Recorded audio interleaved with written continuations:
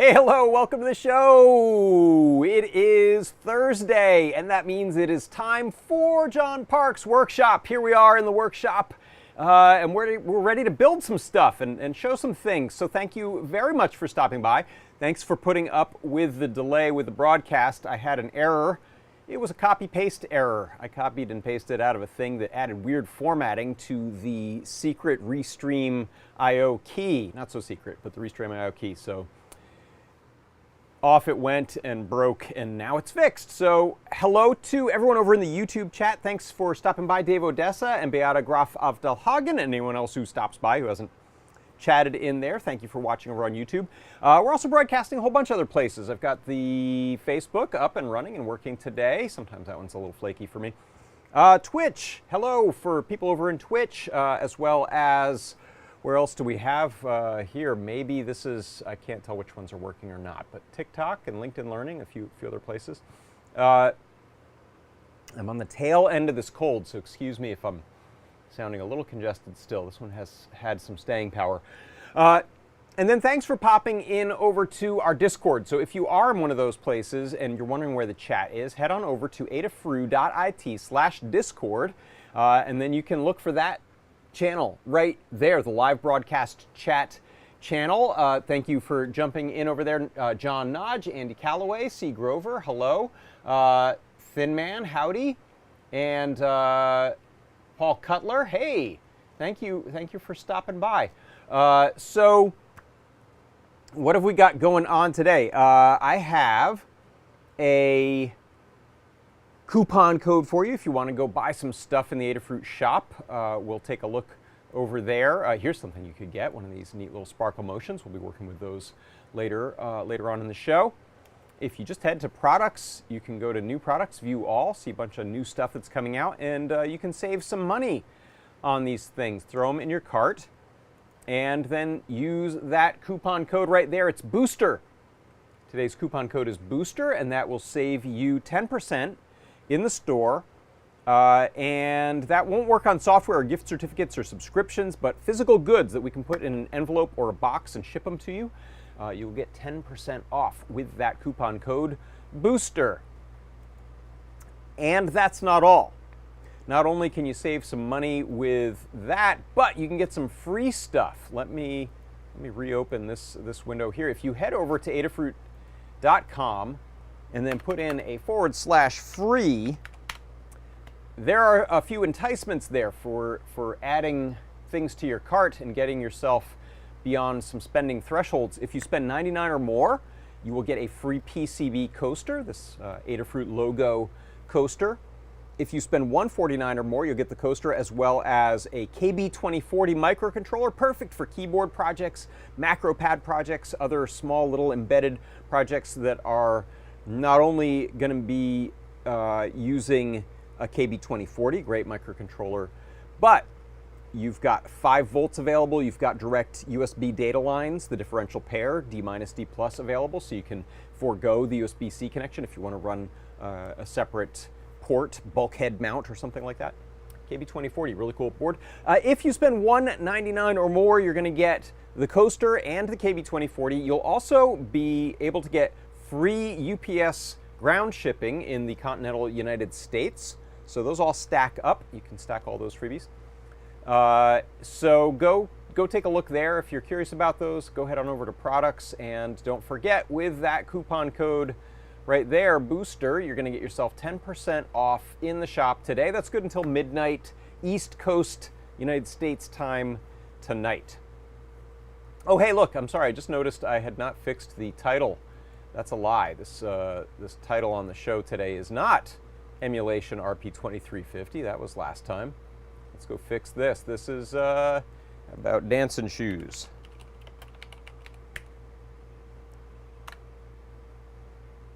There you go. There's a more accurate title for the show. So what's next? I have a show on Tuesdays, which is the Product Pick of the Week show. We had one this past Tuesday. On that show, I picked something from the archives, from the vault, something new. Could be any, either, all.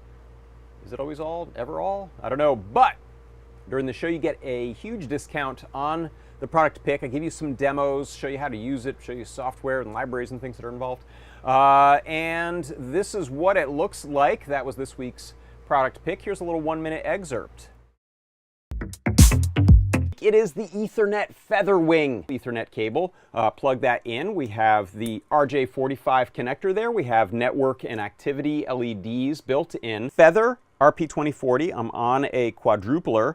I have a little OLED feather wing so that we can take a look at some info. And there, right there, is the Ethernet feather wing. The code running in CircuitPython does not detect a network, so I'll go ahead and plug in the cable. And when I do, you'll see a couple things happen. You'll see connection and activity lights, and you'll see it has gone to a URL that I specified in code. Right now I'm getting back this info color and then a hex value, which I'm then setting the LED that's built onto, the little NeoPixel that's built onto my feather to that color. I'll just put a little acrylic shield over it so you can see the color a little better. Here's the product pick of the week this week. It is the Ethernet Featherwing.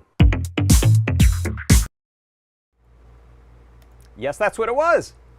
What are you using yours for? Let me know. Pretty cool gizmo. Hey, also stopping by over in the YouTube chat, Kinger North, hello, thanks for jumping in. And Toddbot came on over to the Discord chat, so thanks, Todd, for sowing chaos.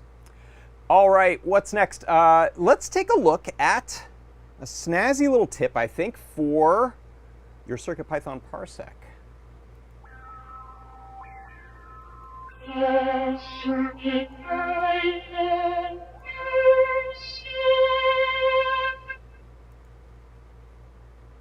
Okay. For your CircuitPython Parsec today, I wanted to show you how you can read the directory contents off of an SD card using a built-in SD card reader on your microcontroller board. So here you can see I've got a Metro RP2350. And we have a couple boards, I think the Grand Central and maybe one of the other Metros, ESP32S3 might have it. But having these built on cards is nice not only because it's physically convenient, but we have baked in a whole bunch of the setup to the cut of CircuitPython for that board. So it is dead simple to use. Check it out. Here in my code, I'm importing time, so I can do a little pausing dramatically. I am importing OS, the operating system library. Then I am creating a variable called files, which is based on this command, os.listdir, list directory, SD. So we automatically mount an SD card in CircuitPython on a board that has a built-in reader like this one. And then I'm going to print SD card contents, pause dramatically, and then for each file in a sorted list, so I'm using this command sorted files, which is going to do all of those files sorted alphabetically. And I'm going to make that a list that's alphabetical, that is case insensitive, so we don't get sort of mixing of uppercase and lowercase. And I'm going to prune out the dot files, especially if you've opened this on a Mac. You might have files that start with a period. So I'm going to prune all those out, and then I'm going to print a little couple spaces, like an indent, and then the name of the file and wait. So when I run this, I'll go ahead and see the contents are help.txt, lars6mp3, my file text, pico, puffin, street chicken, and tic-tac-toe bmp. So all of those files are on this little SD card right here. I can rerun that, and we'll see that there's actually a automatic placeholder that comes with a installation of CircuitPython on these boards. So you're never going to run into an error there unless you get rid of that file. But if I rerun that, we'll get all the contents of that SD card up on screen. There's no worrying about the SPI pins and chip select. All of that is built right in, so it's super quick, super easy. And not only can you list the directories, of course, you can open files, write new files, read the file contents, and more. And so that is how you can use a built-in SD card reader on a microcontroller board that has one inside of CircuitPython. And that is your CircuitPython Parsec. CircuitPython Parsec.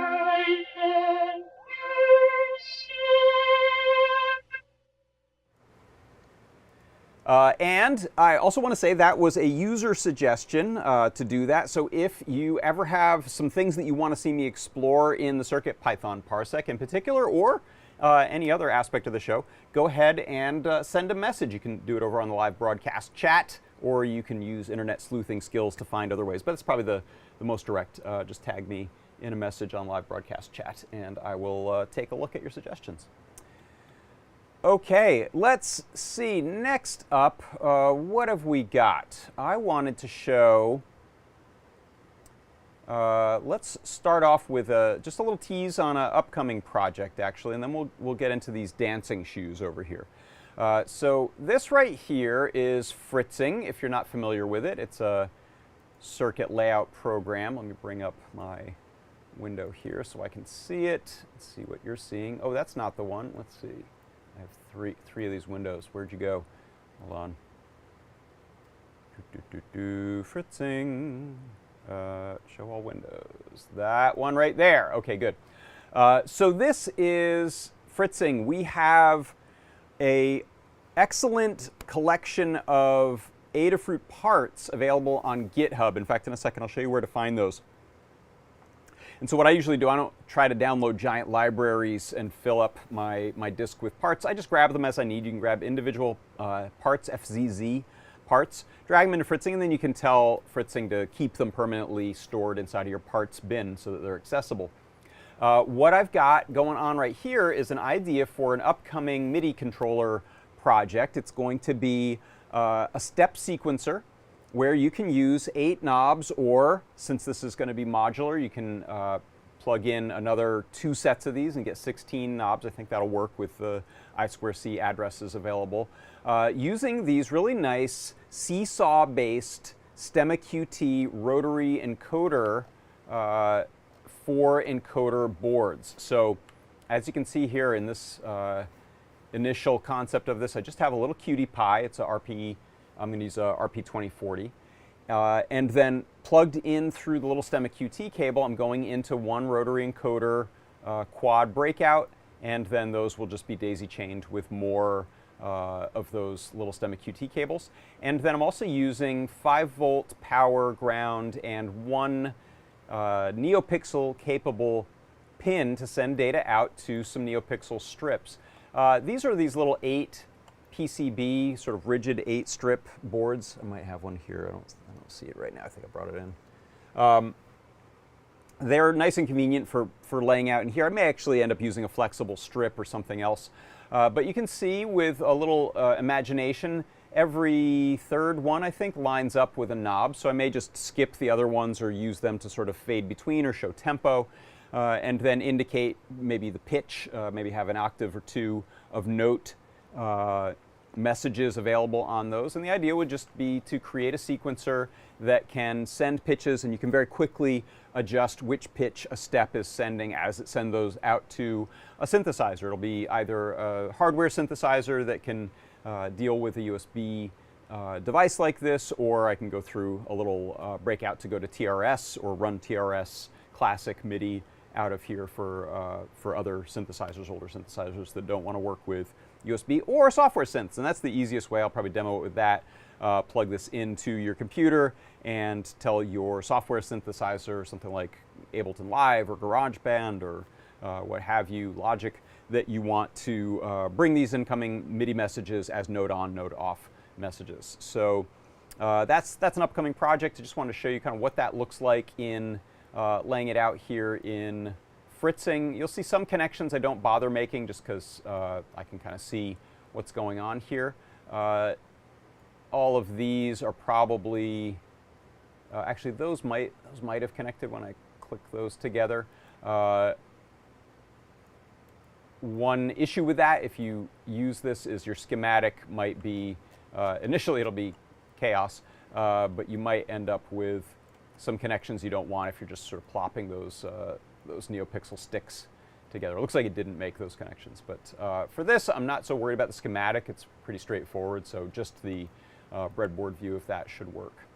And huge thank you to Liz and others. I think Foamy Guy are both working on these beautiful fritzing objects that have all the connections, so you can wire these up to breadboard views or these little side connectors for I2C. Really helpful for laying out a project. And what I'll usually do is if I come up with some idea for a project like this, I'll put together a quick fritzing, show that to Lamore. She might have an idea about, in fact, she said when I first showed this to her, I had 3 volt running to my NeoPixel strip, and she said, hey, go ahead and switch that to 5 volts since you've got it. It's a little better for the logic and brightness on the NeoPixel to have 5 volt there.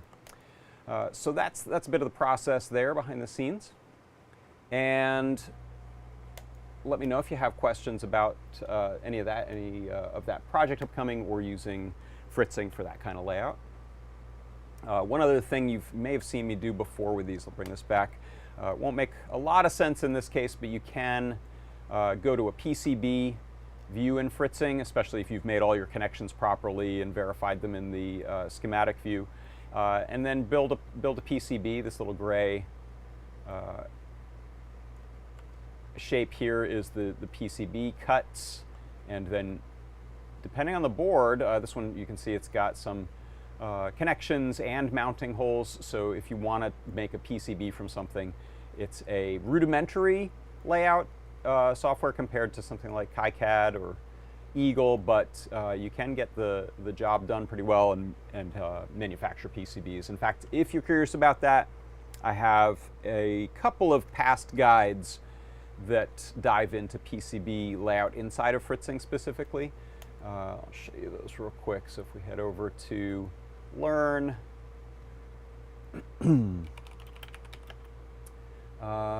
this one here, Pico Mechanical Keyboard, did a simple PCB to start with. Not that one. The simple one is just one key and a Pico, but this will show you what you need to know to get started, laying out the traces and exporting that board to have it manufactured. And then I did this 21 key Pico board. Again, starting out with this sort of physical layout where you can see what the object will look like in real space, then make your connections in the schematic, and then go ahead and start arranging and routing that inside of the PCB layout section of the software. What was the other thing I promised I was going to show you? Forgetting already. Oh well. So next up, let's move on to, let me check my notes. I think there were a couple of things I wanted to make sure I hit. Where are the notes? Here you are. Good. Oh yeah, okay, so 2 versions. I want to show you 2 versions of the WLED dance shoes. So you may have seen me showing these on show and tell last night. So I've been working on this variance on this a couple weeks. I don't think I had the shoes in my hands last time, but now I do. So these are these platform shoes that have a little trap door built in. So I've not had to modify the shoes at all, which is really great. For my drag artist friend, I'm using a different one that comes in a larger size that doesn't have this trapdoor, so that one requires more modification. But I went with these which have like the 8-inch heel and the 4-inch platform, just so we have all that space to work with. And what I'm making are two versions of this for the Learn Guide. One is this one, which is the sort of more advanced one. We'll get to that. But I will turn this on so we see what we're talking about here. So this is a Sparkle Motion board, and you can see I have it right now so that it has a resting pose or resting color of this purple. I'm going to turn off my AC for a second. And then you can see as I'm speaking we have a, turn off this light too. As I'm speaking we have sound reaction, so that's going to a blue, purple to blue to green.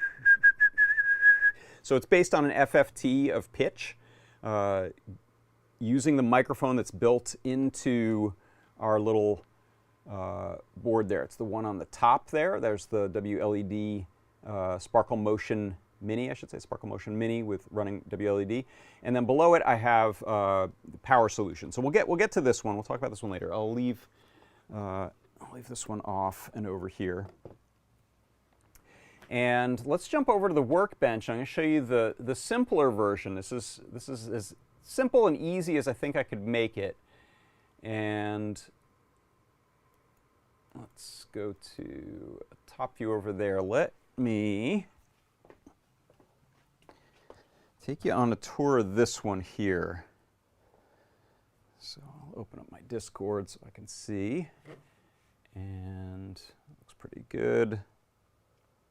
I have not, John Nodge asked, was there a demo with me modeling? I have not done a demo with me modeling them yet, but I will. I'll probably stand on this workbench so you can see them. Maybe not today. So I got to shave my legs first. So, and paint my toenails. All right, so what I have here, this actually, I'll start with this just because it's plugged in. I'm loving these little voltage current meters that we have in the store because it's just in line with USB-C. And what you can see here is if I just let it sit where it's just showing very low brightness purple there, we're running at about 0.2 amps, 200 milliamps. And so that's useful for calculating battery life. The battery that I'm using in here, I'm going to unplug this now, is, oh, and I should say, let me plug this back in. If I make some high-pitched noises, get this out of the way.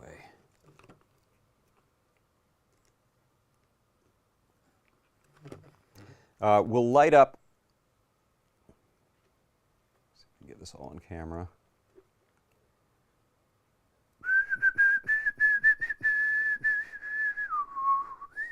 Wop, wop, wop, wop, wop, wop. So not bad. Just with these colors, they're fairly primary.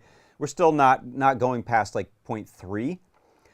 If I go to full, like solid color, all neopixels and all full white, I'll go to about 0.6. So that still seems to hold true.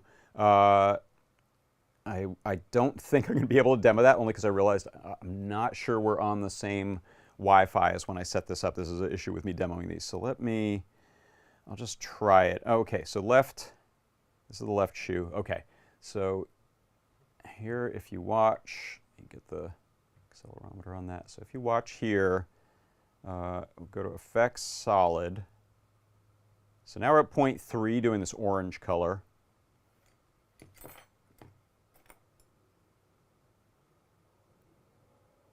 Yeah, so 0.3 on sort of solid colors.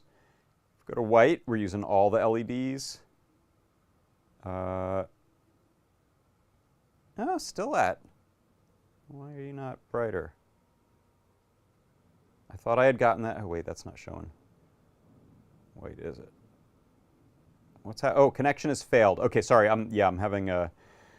We're very far from this hot spot, so I think probably the little antenna on here is not connecting. It's amazing. Yeah, it's through a garage wall and door and into the house. Okay, there's full brightness. It caught up, and so now we're at 0.5, 0.6 at full bright white, and we may be stuck with that. But luckily, WLED opens the saved preset that you tell it to when it relaunches, so I should be able to just reset. And now we're back to this. So there you can see I'm worst case scenario 0.6. 600 milliamps. And the way this one works is I've just got a very specific battery, and there are probably generic brands, off brands that have the same shape. The shape and size is what matters, because you know I'm a fan of these little guys. These are what, 300 milliamp hours. So they're quite small, a little lighter, a little thinner, but they're too big to fit in this little hole that's in the shoe there, which is meant to pour in charms or glitter or what have you, dollar bills. These fit just perfectly with a little clearance, a couple millimeters around them. So you can see here, I'm able to fit that right through that little slot. You can see I have one in there already, so I'm not gonna be able to get a second one in there. But you can build this sort of ship in a bottle style. I believe when I put this together, I put all the LEDs in first, these little colored NeoPixel shape strands, and used some tweezers like these, ship in a bottle style, to move them up front a little, drop in my battery. I think I showed these before. I love these incredibly low profile USB-C cables. They have just a little thin flex cable, but unlike some of these PCB style ones, these are much smaller and I think a little sturdier. I'll possibly drop a little hint I shouldn't. I showed these to Lamore and she really liked them. So there's your hint about something. So these, and they come in, this is a style that has flipped the connectors so that you can do two devices that are kind of oriented the same like that. You can twist them and get them on the same side if you need to. So running that from the battery, plugging that into my Sparkle Motion. Let me go back to this here. Andy Calloway says, how many people can say their shoes didn't connect to the Wi-Fi? It's true. And so for this one, I'm just keeping it so simple. It's just when you want to use it, plug in the USB-C cable, stuff these back in here, and I have a piece of pick and pluck foam. Where did I leave that? Oh, did I leave that inside? Do I have any around here? Surely I do. No. Okay, well, I'll show this in the guide. I'm just using a piece of pick and pluck foam from a Pelican case, but any kind of little foam in there just to keep that from moving around seems to work pretty well. So then, just to show you realistically how I go about this, I'm just taking these tweezers, put that in there, put in the foam, set this right at the top so the foam is pushing up on that and nothing rattles around. Right now this is gonna travel like a half inch as that moves, and I don't want that. I could smash stuff given the kind of movement these are going to get in dance and spinning on aerial straps and so on. But you can see these have the Sparkle Motion Mini up top there. The microphone works great, works just fine embedded in there. I don't need to drill any holes. So these are as easy as can be. The other one I want to show you, and by the way, these are synced with each other. So this one, you might have seen in the name there, I called this the Boss. So this one sends out any changes to the playlists and colors and so on to the other shoe. Grab this one.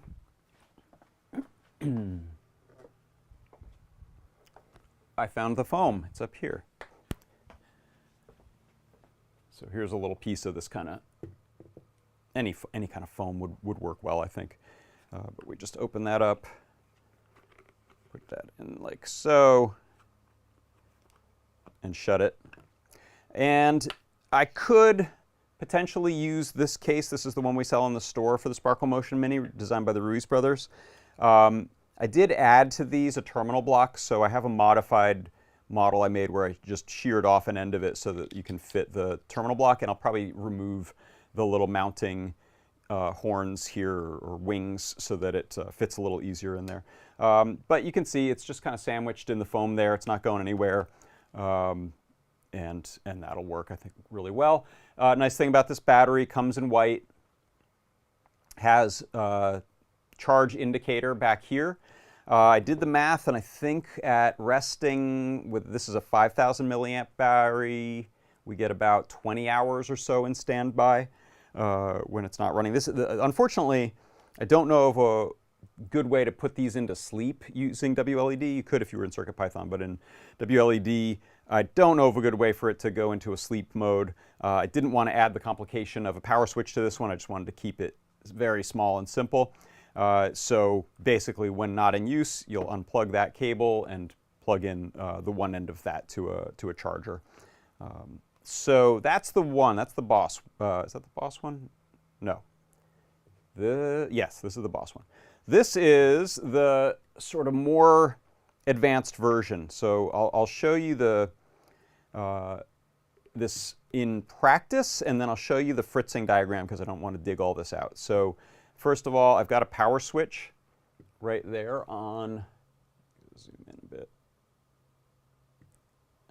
Power switch mounted into the little trap door, so it presses down there.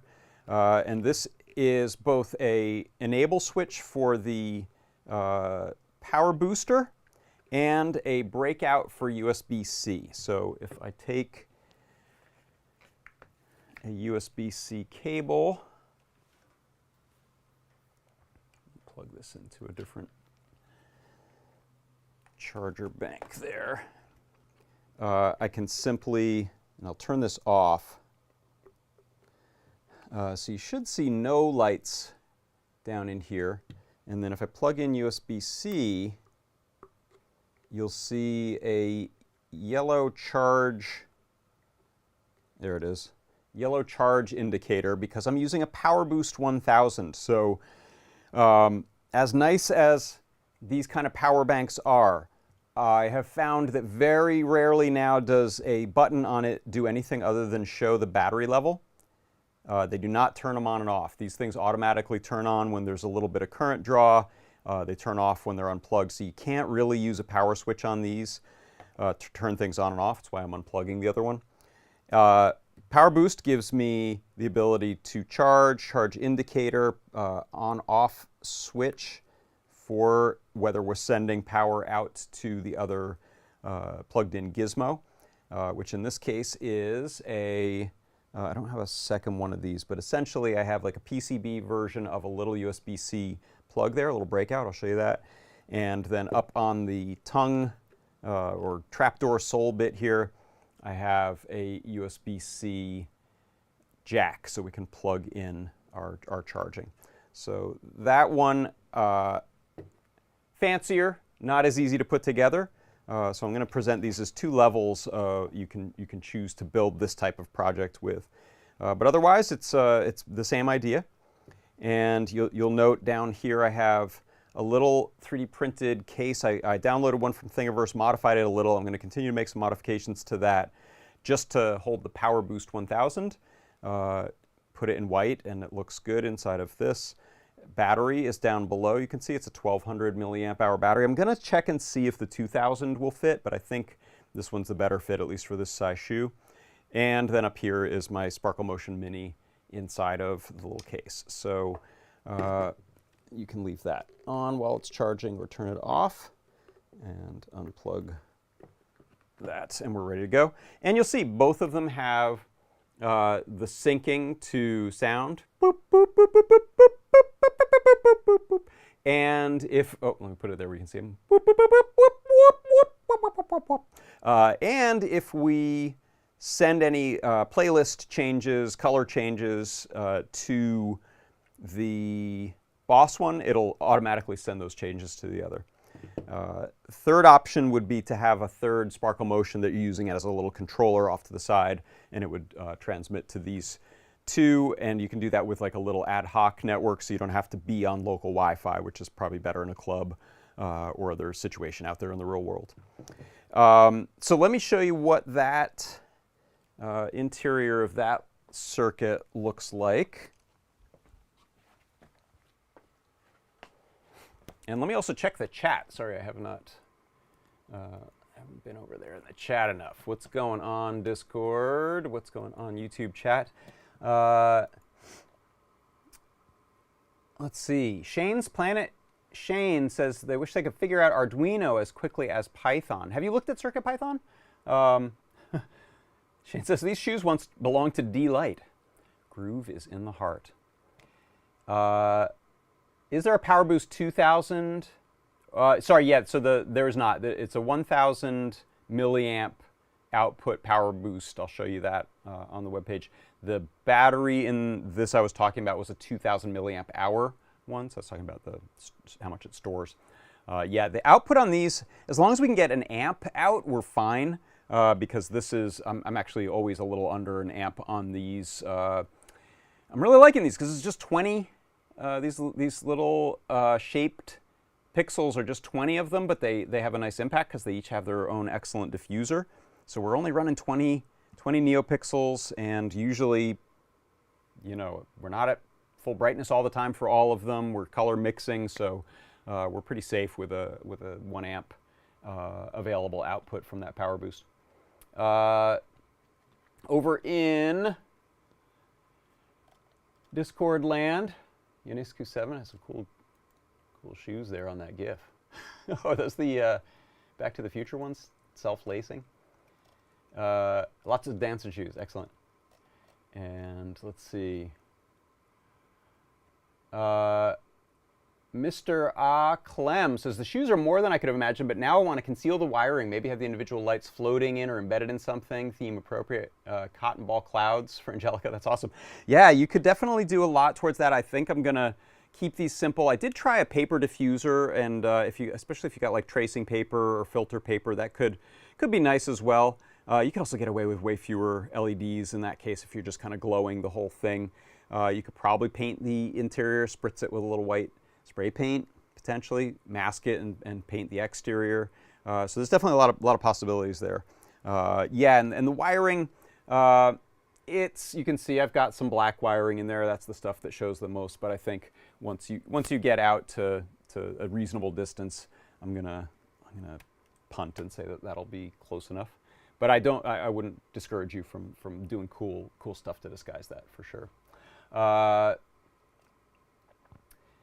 So yes, Toddbot asks, can I have one shoe act as the ad hoc host so I can reconfigure with the phone without needing to configure Wi-Fi? Yes. So if, for example, let's say this one here, if this one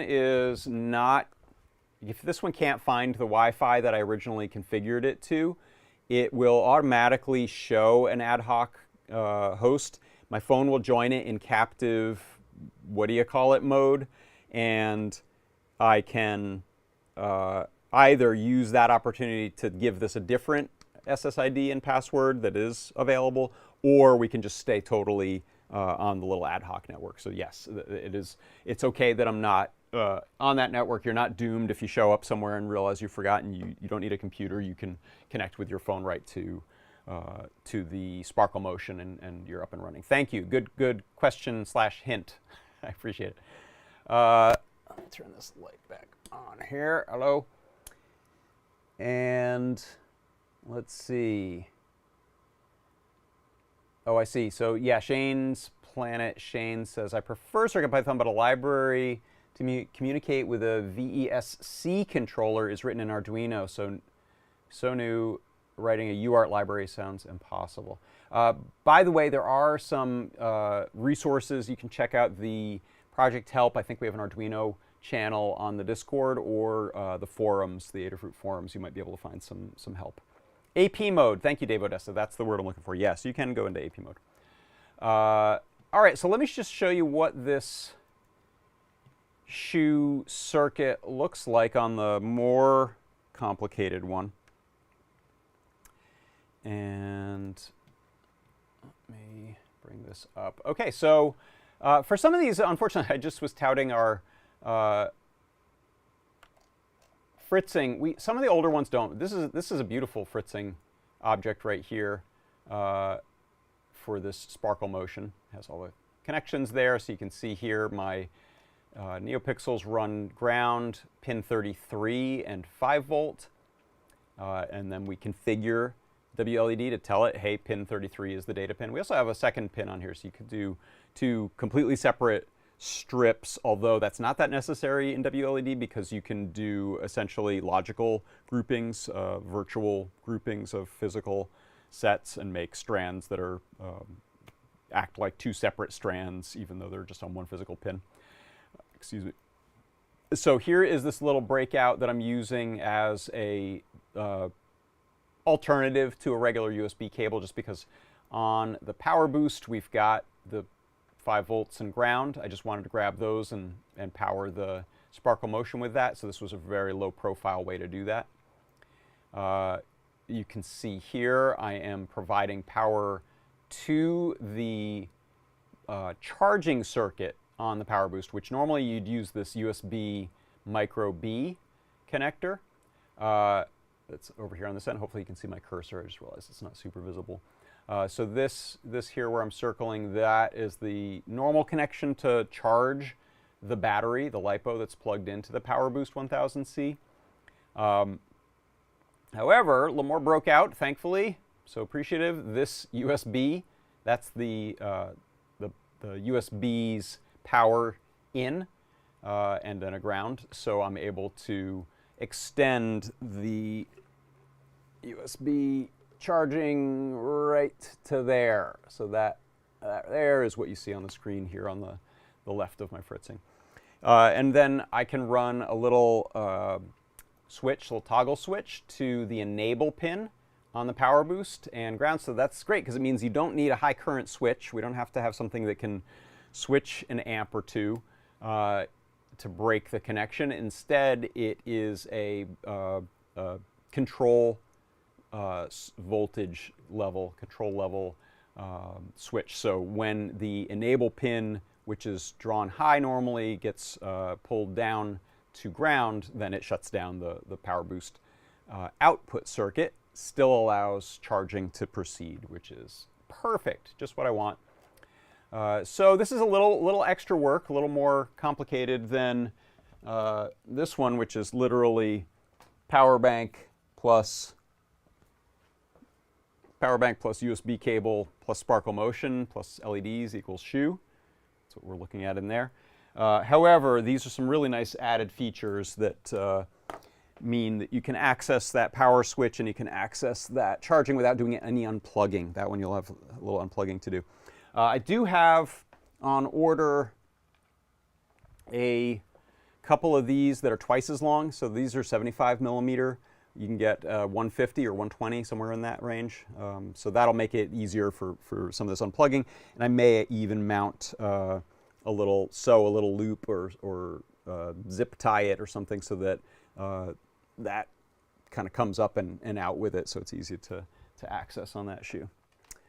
So let me show a couple of these things in our browser here. Oh, that's just going to open a new browser. Let me go back. Let's go to you right there. And let's go to the shop home. Let's see. Beatagraph Abdelhagen was saying, I think enable is drawn to the battery, not 3.3 volts. Not sure. Are you talking about the enable pin? That might be it. So here's what's in this mini Sparkle Motion. I've added terminal blocks, so mine looks like this, which just makes it easier. I don't know. Yeah, so this will be coming soon. So that's nice for, this is a zero solder project for that version. Battery pack, USB cable, Sparkle Motion, screw terminals. All you have to do is strip the wiring that comes on your NeoPixel strip. So that's a nice zero solder version. This is the other one, costs $1 less, and you can keep things lower profile if you want it a little more permanent and solder that on. The USB-C breakouts, we have a few. If you look at this item here, 4090, that's what I'm using as the charging port. Excuse me, charging port right there.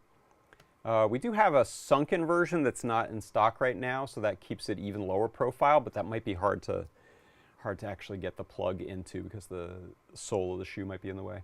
And then this plug here, that's what I've used to just extend the output from the Power Boost over to the Sparkle Motion. Speaking of Power Boost, that is the one I'm using. Power Boost 1000C. So if you look at the Power Boosts, we actually have 4 of them. One is half of that output, 500 milliamp hour. I thought that was cutting it too close, but that you could save $5 with that. So depending on your needs. So we have the 500 that's a charger, and the 500 that is not a charger. So you want the one that's a charger, I think, for this project. And then we have the 1000 basic, and then the 1000 with the C at the end, which is the one I'm using here. And then a little slide switch, and these Heart NeoPixel. This is the fastest way to find these. So these are these shaped, we have stars, we have hearts that I have back here, and we have the ball ones. I happen to have the ball in one and the star in the other because that's what I had on hand. So I think that's it. I think that's what's running on there, and let me know if you have any other questions or ideas, but otherwise that's what I wanted to show you today. Let me see if there was anything else. No, I think that'll do it.